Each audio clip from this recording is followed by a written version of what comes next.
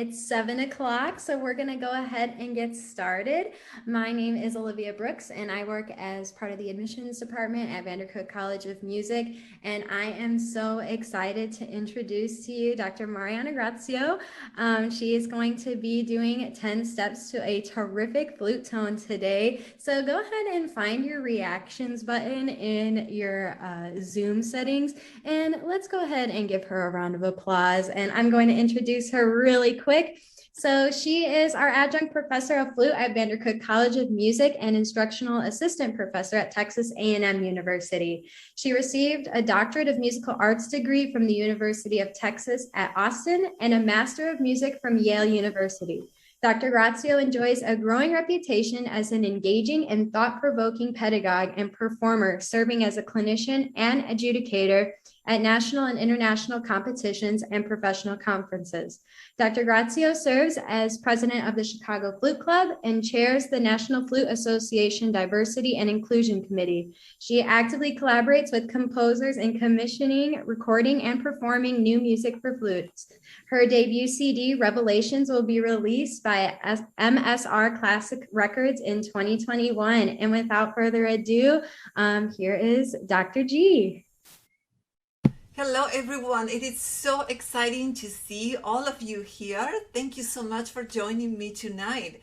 This is such a great opportunity. Thank you, Olivia, for organizing this, and Vandercook College of Music. I am super excited to be here. So if you want to tell me where are you tuning in from, that would be fantastic, so that we can see where everyone is coming. You can write that on the chat. That would be fantastic. And the chat will be the way to communicate throughout the night, since this is a large class. We are 55 at the moment. It is possible. New Zealand, Argentina, Florida, Plainfield, California. Oh my goodness. So many different places. Missouri, Pennsylvania. Wow, from Texas. That is fantastic, guys. That's so wonderful. What an outreach, and what a fantastic opportunity for all of us to get together tonight and work on tone and discover new ways of approach tone in the flute. That's fantastic. So I'm going to start by playing a little tune that many of you may recognize. So if you recognize the tune, you can write it on the chat too. Let me see if I can find it right here.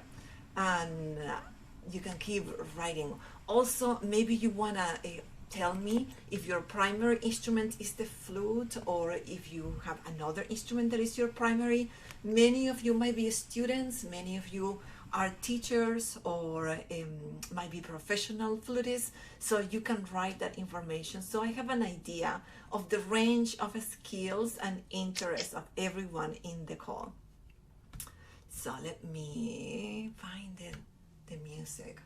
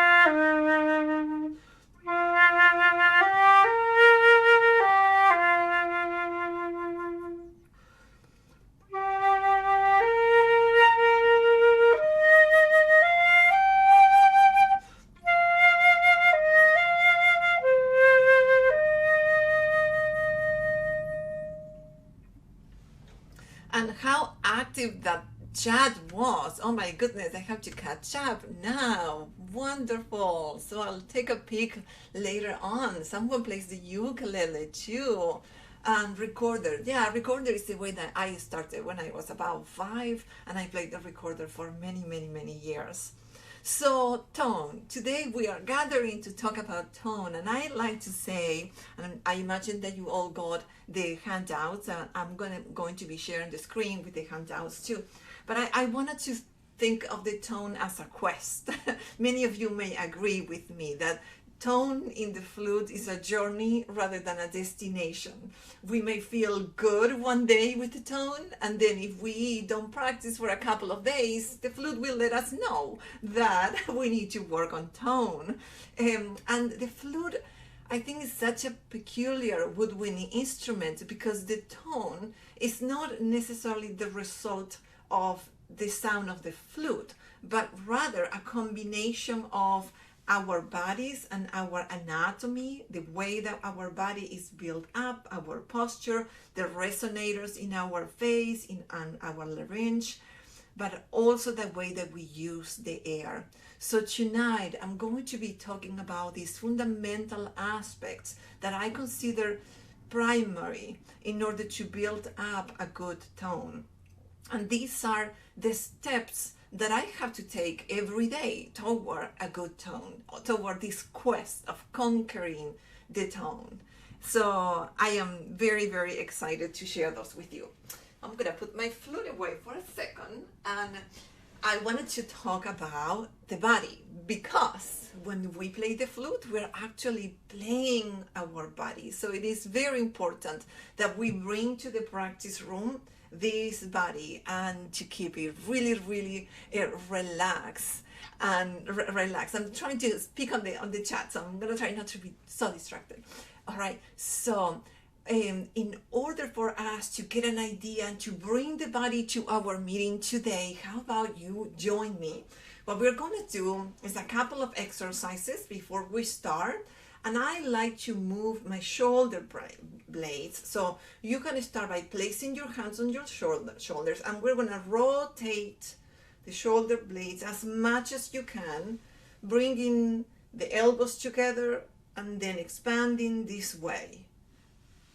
Elbows together and expanding this way. And I know what you're thinking. I think about that all the time. It's like, I don't have time to do this. I need to get to play the flute. Guess what? The flute is your body. So a little bit of attention to the tensions that we have in the neck, to how we are feeling, tuning into the body, will result in a better tone for you. So that's what it is important, to keep the body relaxed and to feel the sound inside the body. So body resonance is one of the aspects that we are going to be working today in some of the exercises. The next one, guess what it is? It's practicing your fundamentals. I like to say them fundamentals, right? F-U-N, fundamentals. Making sure that there's not an easy thing in the flute, to be honest. Even if you play one single note, it will be as complex as you wish it to be. So by fundamentals, I'm not necessarily talking about the easy things in flute playing, but rather the blocks, the fundamental blocks that are the building blocks. That's the right wording. So that we practice sonority or long tones, we practice our scales and arpeggios, we practice our articulation, we practice flexibility across these 3 registers of the flutes. So those are the pillars that I try to cultivate regularly. Sound being one of these aspects of flute playing, one of the fundamentals, is very important, and that is what we're going to be centering and focusing tonight on. Okay, and I mentioned before that one of the elements that we have that are very, very important to sound production is the air. The air that we take in and the air that we send out is what defines our tone. So we are our air. as musicians. We are our air as musicians. Let me repeat that, or as flutists. No, I have a mentor that always says we are artists of the breath. So the way we breathe will determine the way we sound. And in that matter, I would like for you to join me in this exercise. So this is not a class on breathing, so I'm going to do a couple of warming ups, just kind of sensory exercises to center us. In the first one, I'm going to ask you to move your hands all the way up to wanting to touch the ceiling when you breathe in. And then we're going to exhale, bringing the hands down with all of your air. And I want you to get full capacity, as much air as you have. Now, this is the direction that we're going to take, the instructions. We're going to measure our air capacity by stopping halfway. So I want you to fill in your air tank up to halfway, and then the other half all the way up. And when we exhale, we're going to do the same. We're going to exhale half, stop, and exhale the other half. Okay, so let's do this together, right? Let's breathe in. Halfway, and all the way to the top. Fill in those lungs with air. Now breathe out, only half. And stop. And then breathe the other half. Good. So this exercise allows us to have a sensory and visual recognition of how much air we can get and how we measure the intake of the air, so that we are not completely full of air once we are here. We have to measure the intake all the way up. Now let's do another one. We're going to inhale 3/4 of our air capacity, and then we're going to top it up with 1/4. All right, are we ready? Good. Let's get started. We're going to inhale 3/4. Inhale all the way to here, and now top it up with 1/4. Exhale 1/4, and then exhale 3/4. Excellent. And there are many other exercises, but make sure that you are integrating your breath into your playing. Okay, and the topic of air brings me to another very, very important superpower of flutists, and that is breath support. And I put my hands right here on my belly when I say breath support, because it is my abdominal wall, all these muscles surrounding my waist, right below the belly button. These are my superpower that allow me to give the speed to the air. It is not my lungs that give the speed to the air. The lungs are the reservoir of the air, but my abs are the ones that ignite the velocity of the air stream, and that is what will result in a center tone in the flute. But less talking and more doing. So I'm going to now share the screen, and we're going to do one exercise. Oh, let me do that before we get to the screen sharing. I want you to get a notion of where these abs are located. What is our abdominal belt? So if you would, I'm going to get a little bit more distance so that you can see me. If you would put your hands, maybe your thumbs, right on your waist, right here. And then I want you to say, shh, shh, shh. And when you do so, try to move your hands outwards like this, shh, shh, shh, with your lateral abdominal muscles. Shh, shh. If you have trouble finding them, so then you can try coughing, and then you will find them. Right? Now that you have you located them? You can nod that way. Yes, you located them. Now, if you talk, you can say hello or anything. If you talk, you notice how they move.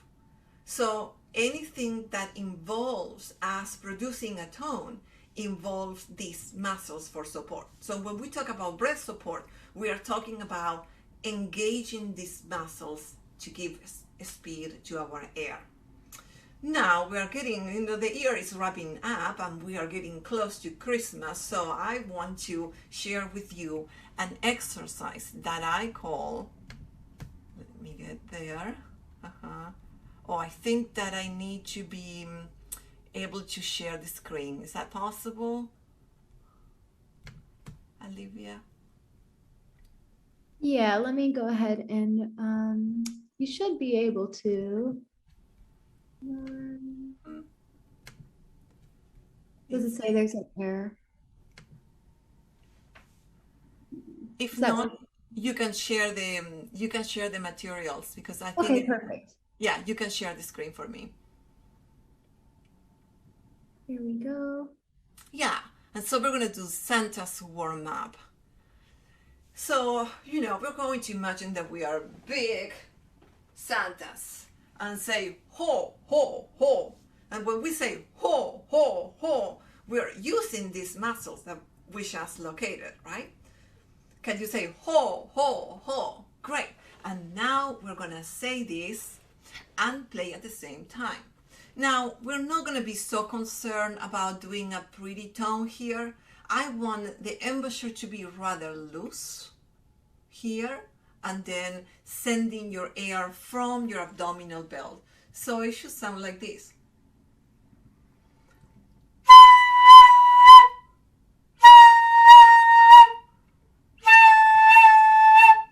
Good. So make sure, yeah, the handout. We can share the handout. I'm gonna try to share it, or maybe Olivia can share it in the chat so that they can see it. And I am seeing it very, very small there. Oh, okay. Let me go Oh, ahead. now I can share. Let me share the screen. Okay, perfect. Yeah, now I can share. About that, I need to move to the top. And some of you may have gotten this on your email. If not, we're going to share this with you. Can everyone see well the document? So this is the Santa's warm-up. And we're going to start playing on that. Be natural, okay? So all together, saying ho, ho, ho. Now blowing and letting the embouchure sort of loose and relax throw. 1, 2.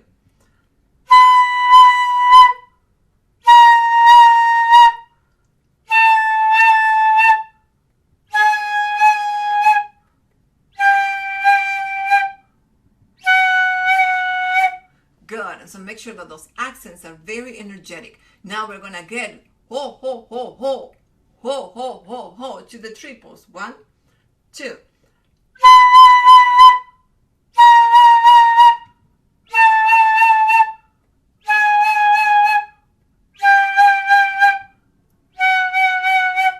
Great. Very good. And more energetic. Ho, ho, ho, ho, ho. Ho, ho, ho, ho, ho. 1, 2.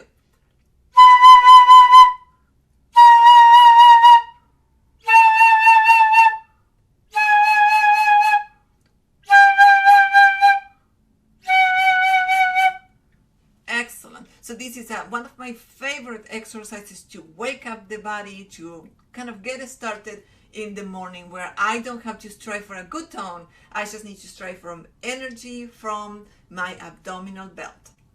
Okay, and talking about that, let me introduce to you another exercise that I like and that I call the vacuum cleaner. The vacuum cleaner is very simple. All we need to do is use that impulse that we just practiced in that previous exercise. The oh, oh, oh. So I want your tummy to really go oh, oh, in and out, in and out.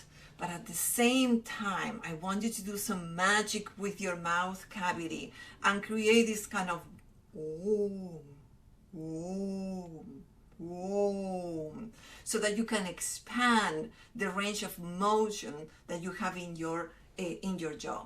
So it sounds something like this.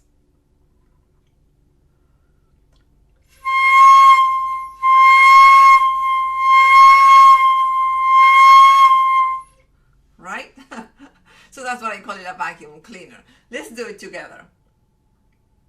One, and you can take at your own speed. No, let's do it on B now.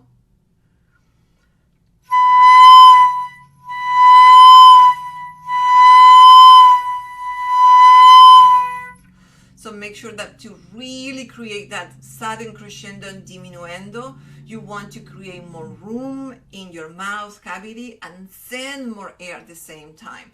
Let's try it now. The pitches that I put below here are to be done in the same fashion that we did the previous two. So we're going to do the same pattern of 4 inflections on B flat.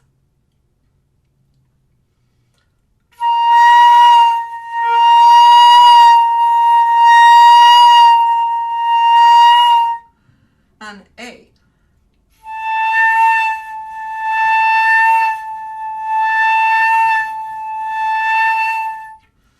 Again, this is not going to result in an instant pretty tone per se, but will definitely help us to get and gain the support that we need to play in the flute. Now I'm going to stop the share. I'm going to check on you and see where the chat it is. All right, very good. And we're going to talk about embouchure formation. Embouchure. I always say embouchure, but I'm told that it's embouchure. Embouchure formation. My accent. Embouchure formation. Okay, so many of you, if you're a band director, right, and you have to teach all these flutists how to play the flute, I want to mention some basic fundamentals of embouchure formation, and then we're going to get to work in the exercises that I consider are very, very effective. So the first one, rule of thumb, is to keep a 90-degree angle between the line of your nose and the flute. So I want you all to place your flute here and make sure that the line of your nose and the flute have a 90-degree angle. So if you say, I'm tired, my hands are tired, I want to go lower, you can, but then your head needs to go lower because you need to keep that 90-degree angles. So that's why it's not recommendable to play this way or that way. Well, and why it's not recommendable? Because this is what happens. When I have a 90-degree angle, I'm center. But if I do this, see what happens with my tone. I lose the center of the tone. If I do this, the same. So the best tone quality will observe that 90-degree angle in most cases. There are always exceptions, right? But that's one of the tricks, to observe that 90-degree angle. Doesn't mean that you have to be stiff like a rock. It means that when you move with the 90-degree angle in mind. Good. Another secret about the flute. You gotta find that the blowing angle needs to be right here in the middle of your the middle of your embouchure hole. So sometimes when we blow, I'm gonna try to do it now, then there's condensation that is shown right here. So when I blow,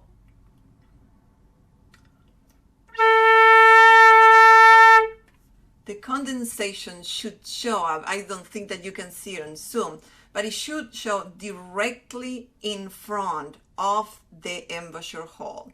If your condensation shows on the side or on the other side, then chances are you are not blowing to the center of the embouchure hole. You are blowing somehow to the sides. How can I be doing that? Well, there are many reasons why that may happen. One of the things that we need to make sure is that the flute is center. By center, I don't mean exactly in the symmetrical angle of your face. Is what you feel as center. My embouchure is slightly off to the right, I think. Slightly off. And I can demonstrate that. I'm gonna I am going to show, I'm going to dare to go a little bit closer so that you can see my lips. So you see that it's not exactly center. One way of finding the center, where is that your lips naturally open, is to say the letter P, but super, super pianissimo, like I just did.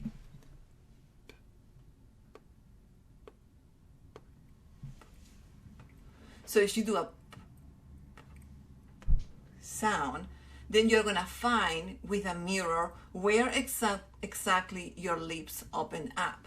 And then you place the flute right below there somehow, and that will center the blowing angle in your flute. Dr. G, someone was Yeah. asking, what does embouchure mean? Okay, embouchure, it is the formation of your lips. This is your embouchure. How you place your lips on the flute.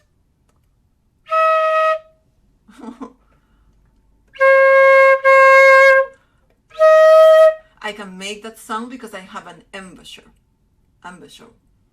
The formation of my lips. Good. Thank you for sending. Yeah, it's difficult for me to talk and read the chat at the same time because it's very active. So please bring those questions here. Okay, good. So find your center, work with a mirror, use the P sound slightly and very delicate in order to find the center, and check where your air is going across the hole. All right, and so we're going to do some exercises for that. Let me share the screen again. And I am excited. I made these exercises for this class, so they're brand new. And this one, I call it Bend It Like Beckham, and many of you may know the movie. It sounded very familiar, right? So I said, well, we need to bend the tone. So let's call it Bend It Like Beckham. And not that I like football, I mean soccer. To develop an embouchure formation and explore different blowing angles. That's what we're gonna do in this exercise. And okay, there are many of you are familiar with bending. Are you familiar with bending? And yes, okay, many of you may not be. So bending is when we change the pitch in the flute without moving our fingers. Is that possible? Yes.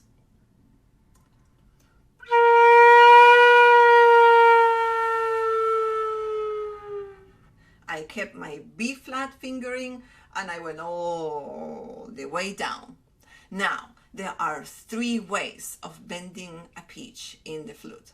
The first one is turning the flute inwards or outwards. So you don't move your head, you just go.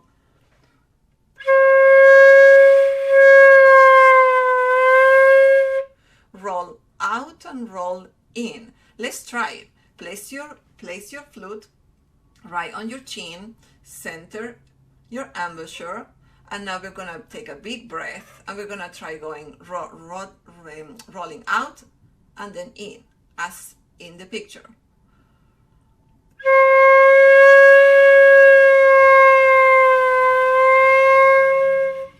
One more time.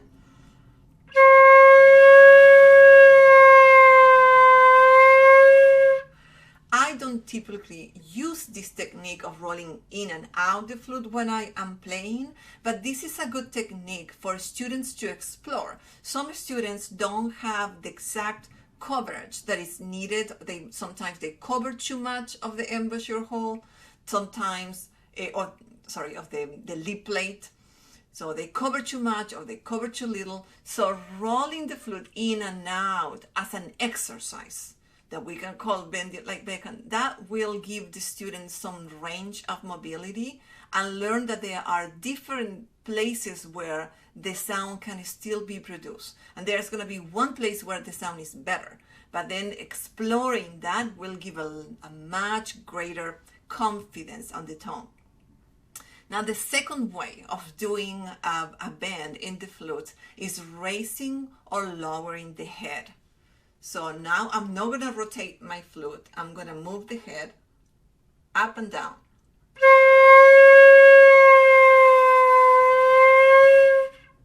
And you can follow with me. Move the head.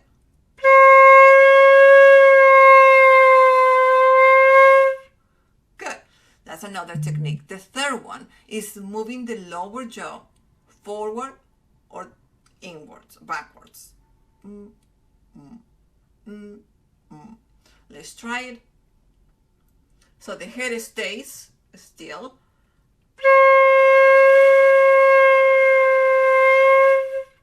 And if you see me on this side,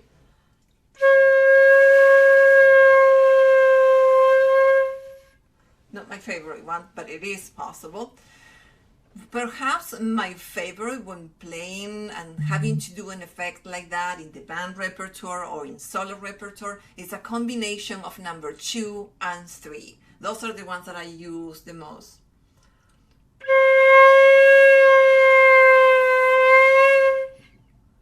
And then I can try it in a B flat. We can all try the same movement in a B flat.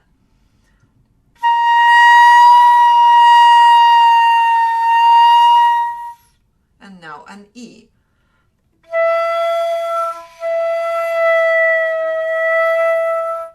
You will notice that the pitches that are in the low register, especially from C to G, those pitches will be easier to bend. When we get to the lower part of the flute register, those will have a smaller bending range, and the same will be for the pitches in the upper register. So in the extremes of the flute register, you will lose some of that bending capacity, if you will. Very good. And let me see if we have to check on questions or anything that came up about the bending technique. Any questions on that? We are all good. So we use the bending to find the sweet spot where our tone feels and sounds better. So again, I'm going to try to play an A. So if I roll it out, it gets open and loses color. If I go all the way in, it sounds strangled. So I need to find where it is the most free and rounded position for my A.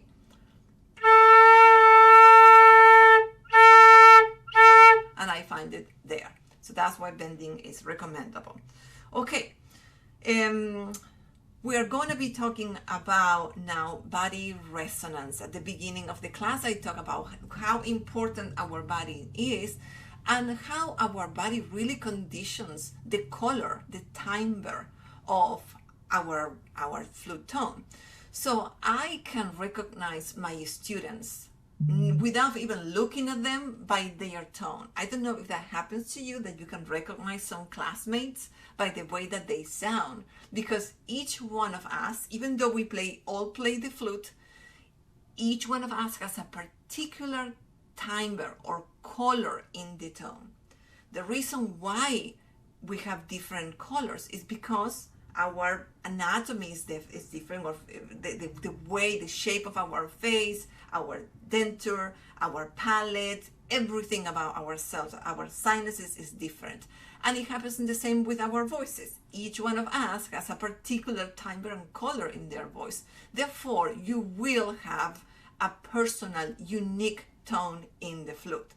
Now, we are going to learn some exercises to bring that uniqueness of your body into the instruments. Vowels, right? The letters of the speech sounds that we produce without any friction in our vocal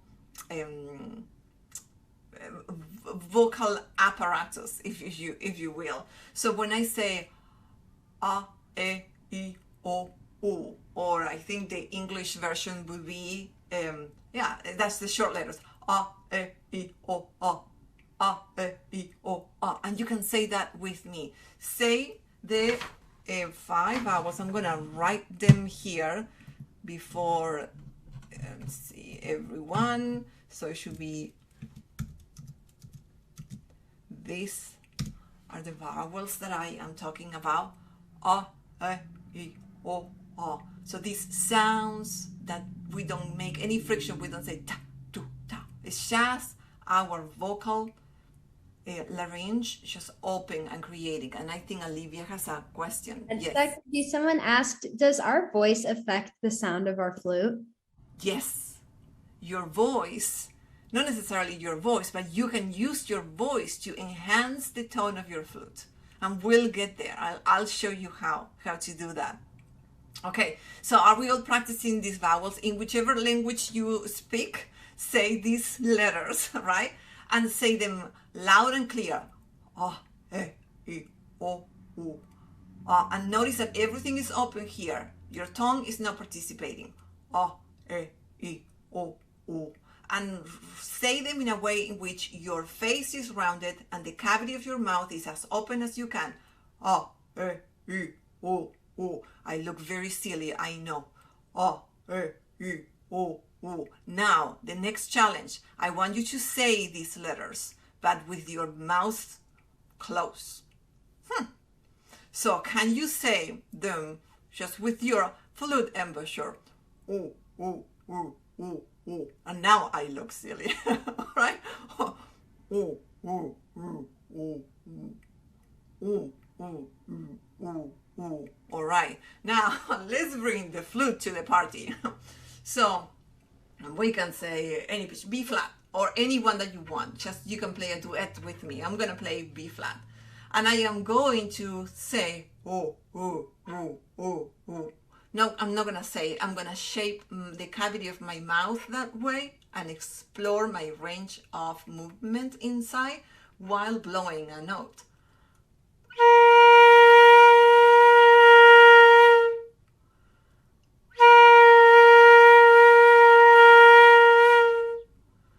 Right? And perhaps you cannot capture the difference in color over Zoom, but you can hear yourself, certainly, how the different shapes that your mouth cavity is trying to produce will change the tone of your flute. And that's what we talk, when we talk about color in the flute, we're talking about that too. Okay, so now are you ready for the exercise? We are going to start right here. I'm going to share the screen again. And this is the exercise we just did. We're going to do now in, let's say, the first 4 pitches that I have right there. A, E, O, U, starting on B flat all together.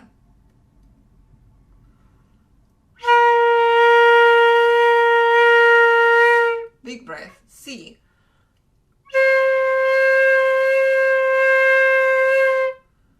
Big breath, D. E flat. Let's keep going, it's the scale.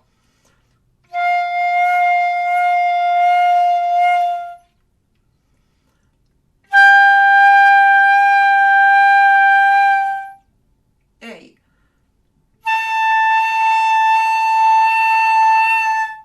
B flat. Great. The next line is the arpeggio. So let's do that again. So this is a fantastic way to practice your scale and arpeggios, slow and with good color. The arpeggio starting at measure 10, ready, and.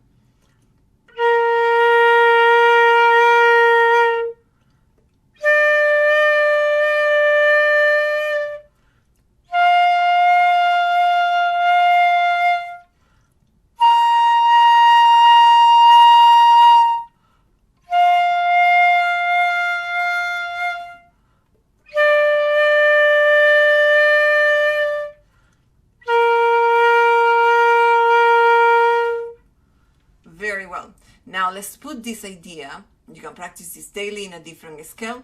Let's put this idea of the vowels or any shape that will keep the mouth cavity or your mouth cavity engaged and open.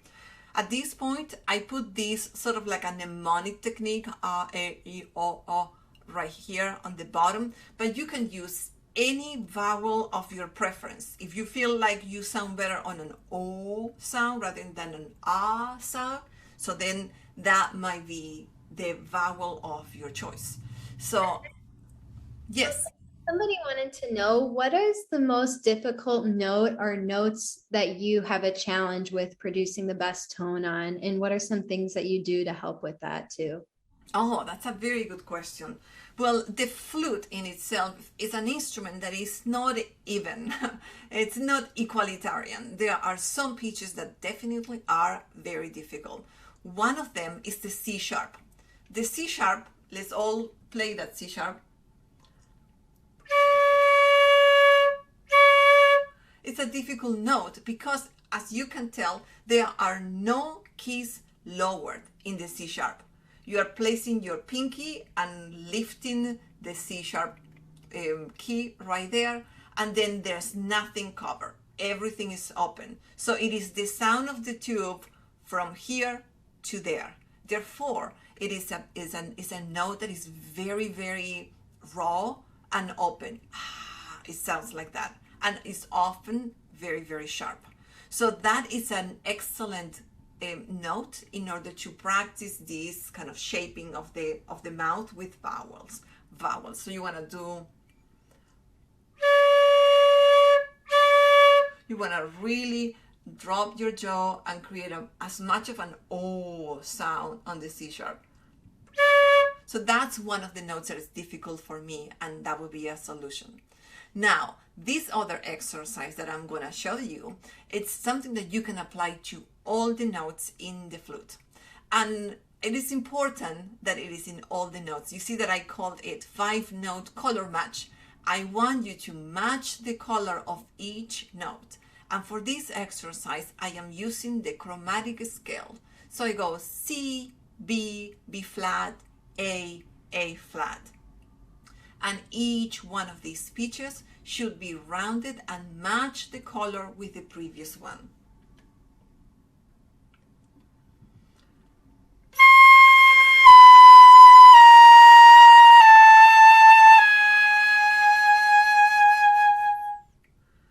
Right? Very, very, very good. Excellent. So you can try it along with me. Play C, B, B flat, A as written. I'm going to make a second voice along with you. 1, 2, ready, and.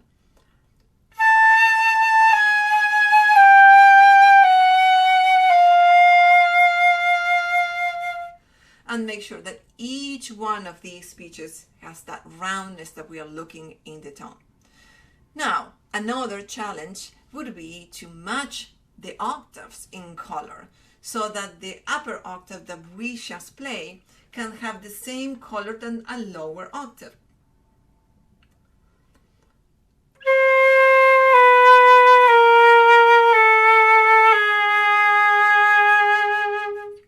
So we're going to play this exercise starting from measure 3.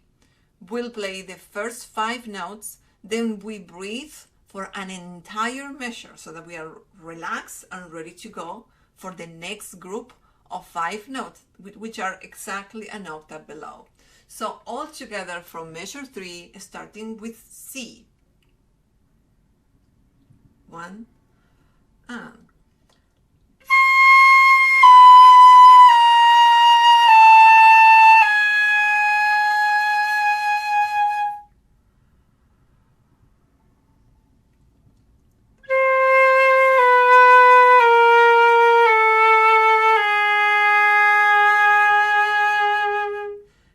Breathe for 4 beats, and we're going to start on B in the next line.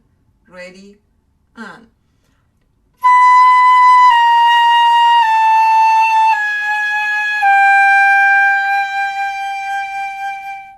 Breathe. Match the color.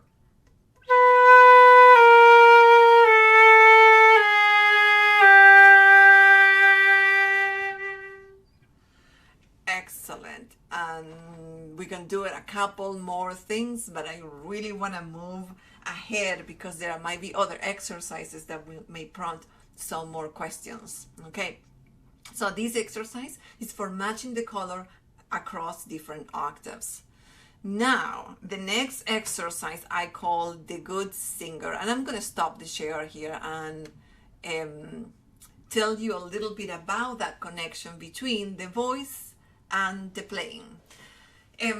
So in this exercise, we're going to sing and play at the same time. And many of you may not have tried that technique before and might be quite intimidated. So it's like, oh, I never sang, or I don't like singing, so therefore I'm not gonna sing and play because I don't know how to sing. I have heard all kinds of excuses about not using your voice, right? But you are out of excuses today because I have the challenge of making you sing on the comfort of your home and no one is listening, so you can sing as quiet or as loud as you wish. Now, let's see. Can you all sing oh or any pitch that it is comfortable for you? Oh, oh, oh, oh, oh. Great. So you can do that. Now, I want you to place your flute. You're not going to play the flute. You're going to place it in your chin, lower, so that I cannot play it like that, right? So lower in your chin, bring it in there, and I want you to sing. Oh, oh, oh, oh, oh. Great. Now I'm going to trick you a little bit, and you're going to bring the flute to the position that you usually do. You're not going to try to play the flute. You're going to sing. Oh, so we all can do that so far. Avery, I don't see you singing. I am checking. Okay, good. So now we're gonna bring the flute and we're gonna make sure that while we are singing, we are sending air. Oh, so if you put one hand in front of here, you should feel the air going through even though you are singing.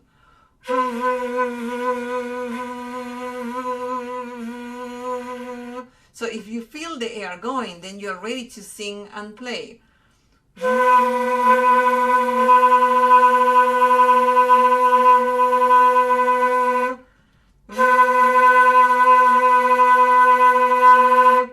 And that sounds very distorted because I am singing and playing the same note. If I want to get more fancy, then I do... Oh, no, that was too fancy.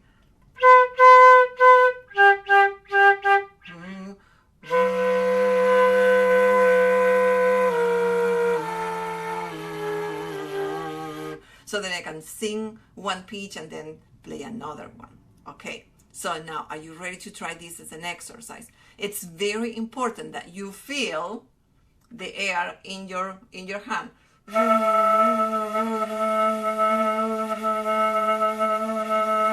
So that you can sing and at the same time produce a tone. It's going to be a not good tone, but still.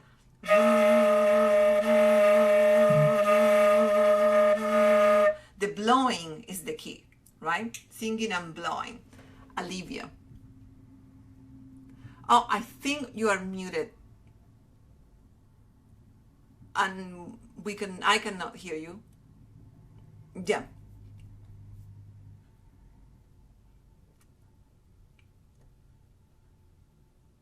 Yes, it is possible to play a chord in the flute, and you're gonna play a mini chord in the flute. I saw that in the chat. Okay, so now let's do this exercise together. This is a challenge. Can we all sing and play tonight? Okay, so we're gonna start with okay, so we're gonna start right here on that A. We're gonna play the A.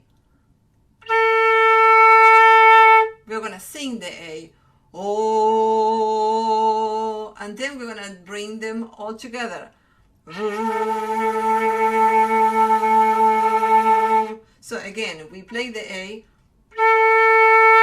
sing the A, oh, sing and play. Very good. In the next line, we're gonna sing a C. Oh, oh. But we're gonna play an A. So we're gonna play A.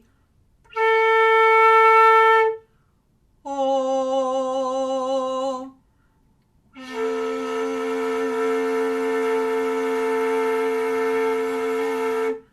and then we sing the two notes together. Let's give that a try again. Oh, so practice that. Oh, maybe if you need to go an octave lower. Oh, I can't. So let's do that. Play. Oh.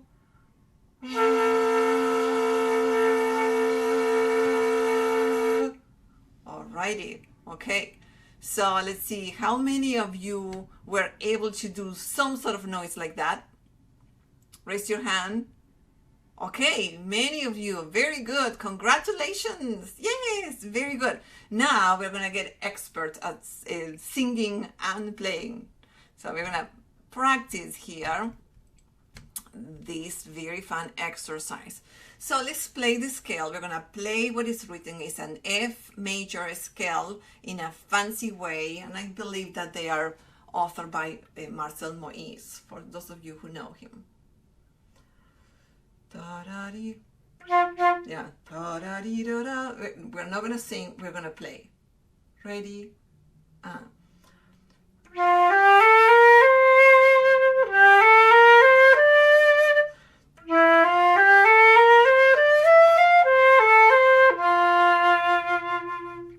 One more time.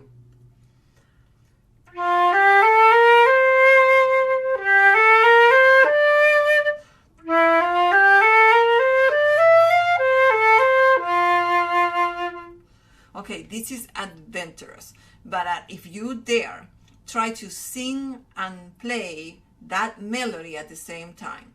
Now, if you cannot match the pitch and you end up doing something like this,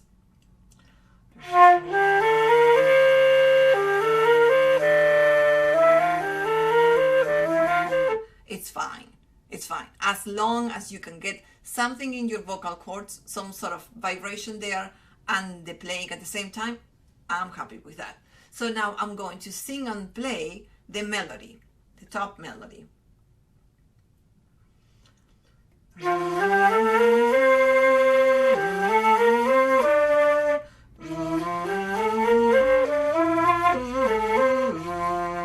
Sounds horrendous, I know, but at the end it'll be better.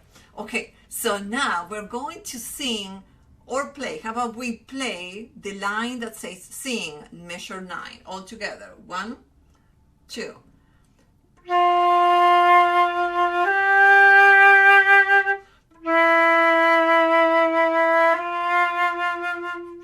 Now let's sing that one.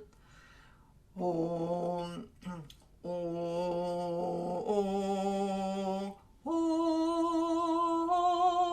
It's very low for me, so I have to do it one octave above.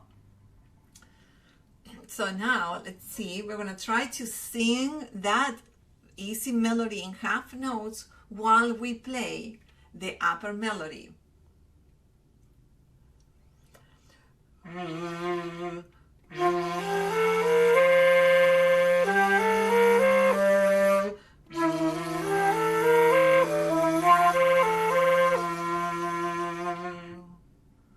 Right? And so you feel that when you are doing the singing, your flute vibrates more. So now that you try it, now try playing the melody and see what happens without the singing, but imagine that your throat is singing behind each note.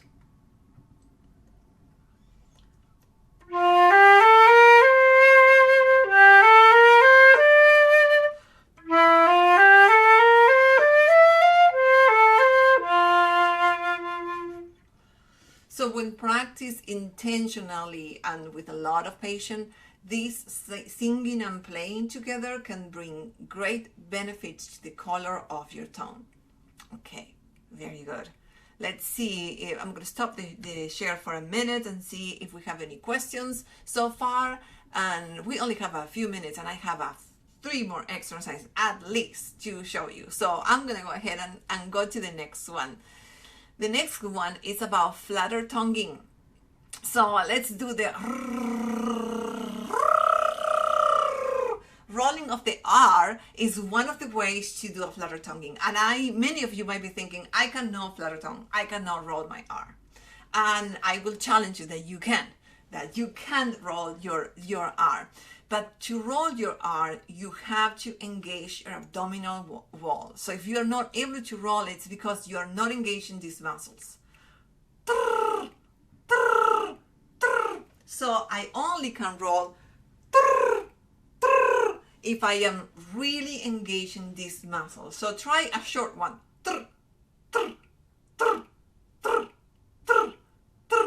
And you are going to feel that engagement. Now, there are two ways of flutter tonguing. One is the one that I just demonstrated, by rolling your R. The other one is by gargling, sort of like using the uvula, which is that little thing at the back of your throat. And it makes that sound.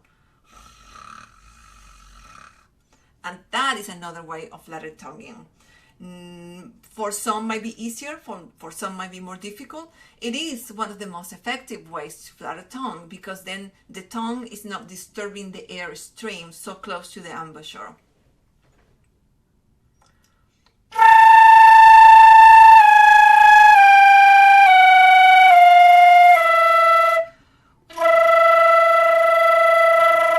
So that's how a flutter tongue sound. And as I mentioned before, the abdominal wall should be totally and fully engaged to be able to flutter tongue. Oh, actually, where's my flutter tongue? Did I miss it? Yeah, I didn't put it in there. Okay. So let's do that. I'm gonna skip the exercise that it seems like at least in this package I didn't include it. Let me go there so that we can go good singer. Yeah, no, it's not there, even though I created one flutter tonguing. So that brings us to the last exercise for the night, and this is doubling tones. Somebody was asking in the chat, is it really possible to play chords in the flute? Yes, it is. There are ways of playing two tones in the flute. They don't sound like a piano or a violin in which the two notes will have the same strength. That would be very rare and difficult in the flute. But it is possible to play two pitches simultaneously in the flute. And we're going to try one of them. When we play two pitches together, we call that a multiphonic. Two multiphonic, more than one, right? Phonic meaning sounds, multiphonic. So all of you may be very familiar with the high D, right? We have here, third octave D, and we all can play that. So let's play that note.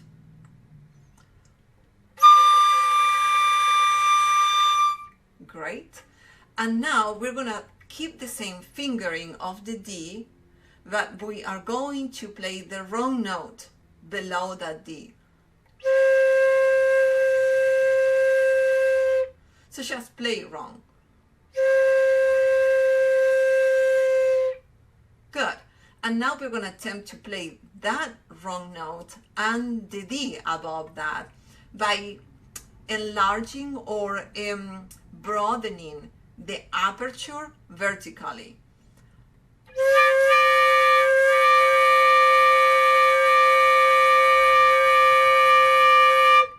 So that you can play the two notes at the same time. Right? So we're going to do again the process. We play the D. Keep the fingerings, play the wrong note. Now stretch the aperture upwards.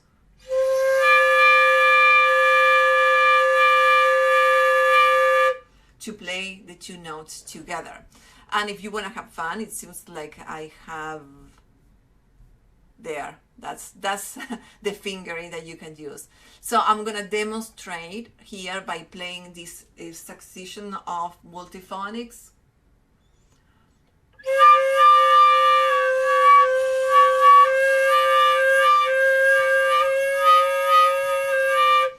And it's true that it's not pretty at all. But then I can play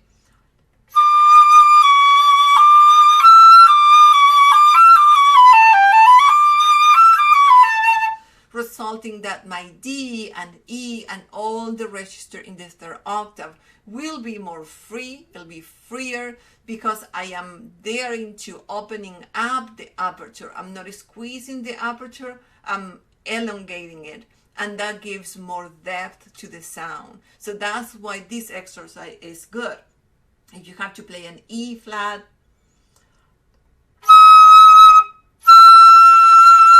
or an E in the high register,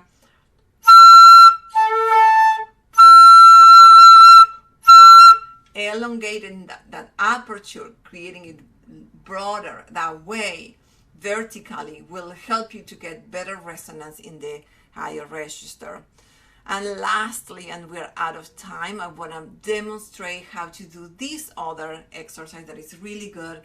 And as many of you might be familiar with the partials of harmonics, so when we play a G in the low register, the next G is the first partial because we don't change the fingers. So you can challenge yourselves to play both pitches at the same time.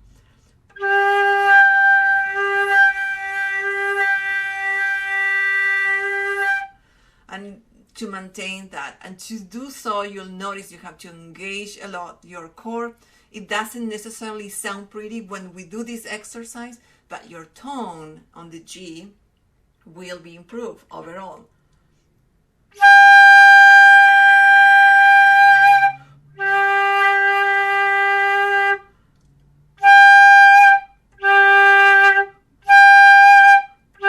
Because you have expanded your range of color. And I'm going to stop the share. The last melody, I don't know if I included that in the package or not. It might be the one song that I played at the very beginning. And very well. So I'm gonna try to read a little bit of the chat as you dare to interact or ask any questions. Do you have any tips on playing notes above in the fourth octave, above C? Well, yeah, the tip is to practice them every day and to concentrate on air speed. Your air needs to go a lot faster, and you have to open up the aperture, a big deal. So that's why these kind of exercises that we just did are very, very handy. You have to manage to open rather than close. In the fourth register, above the fourth C, we really want to press and squeeze the aperture. That's what we tend to do. So you gotta do the contrary of that. Okay, very good. Any other questions? Yeah, that C is very hard, right? It's very difficult. Yeah, we can have more classes like that. We can definitely have more classes than that. Teaching flute and sharing these exercises, making these exercises a joy for me. So I'm like in my element. I love doing this, and I am so glad to hear that you have enjoyed. I have tips on vibrato, but that would demand a whole new class. So many of you may want to contact me by email. You can, I'm gonna type my email right there on the chat so that you guys can contact me, and then we can chat about that.